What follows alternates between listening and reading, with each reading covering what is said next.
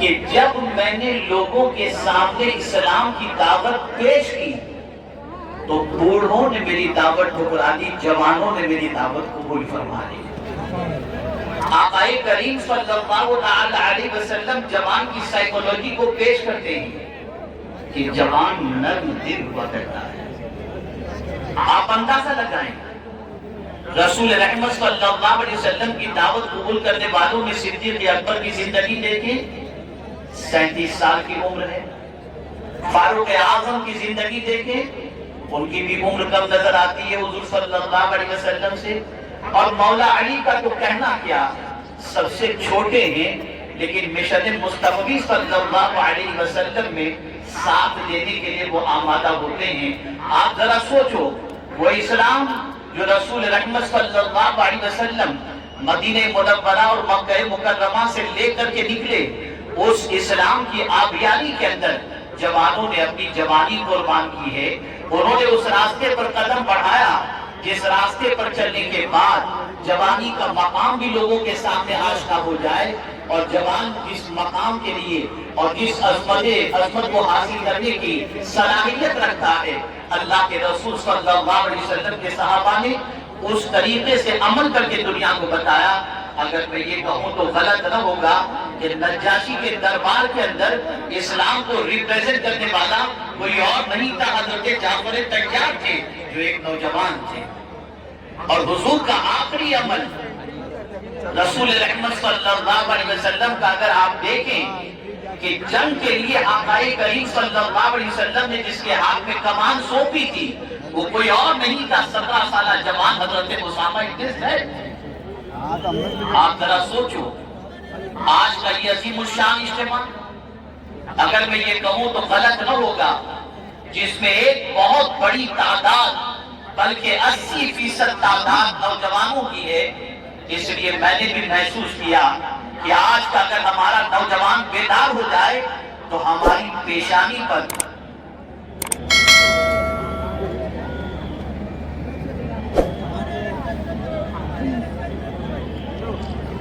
جو زوال کا کلنک لگا ہوا ہے اور بدنما داغ جو لگا ہوا ہے، اسے دھونے کی ہمارا جوان آج کے دور میں صلاحیت رکھتا ہے۔ کسی قوم کا نوجوان اگر سنور جاتا ہے تو وہ قوم سنور جاتی ہے، اور کسی قوم کا ایک نوجوان بگڑ جائے تو پوری قوم بگڑ جاتی ہے۔ مجھے ایک بزرگ کی دعا یاد آتی ہے جو عرفات کے میدان میں گئے تب بھی ایک ہی دعا کرتے تھے، اے اللہ میرے شہر والوں کو سلامت رکھنا، انہیں اچھا رکھنا۔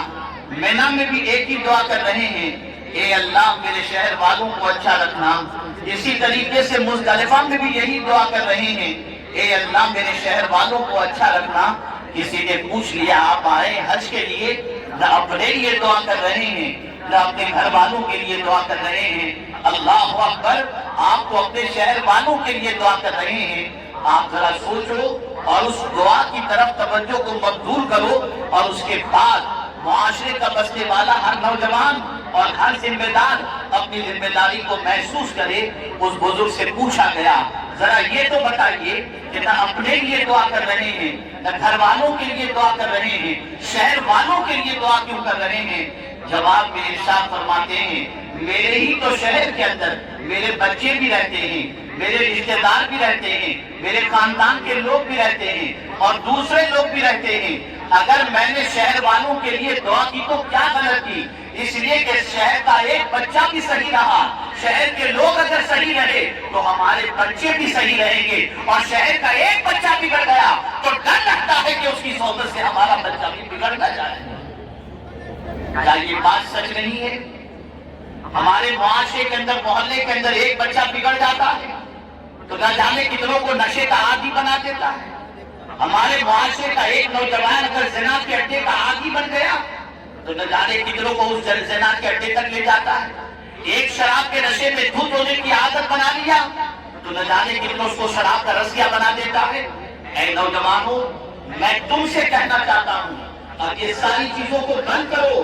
رسول رحمت تمہاری طرف ٹکٹکی باندھ کر اس انداز سے تصور میں دیکھ رہے ہوں گے کہ یہ میرے نوجوان امتی آج اسلام سے دور بھاگ چکے ہیں، کاش کہ پلٹ کر میرے دامن میں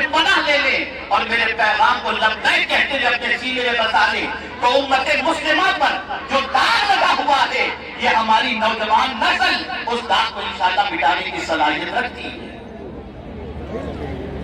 میری قوم کے نوجوانوں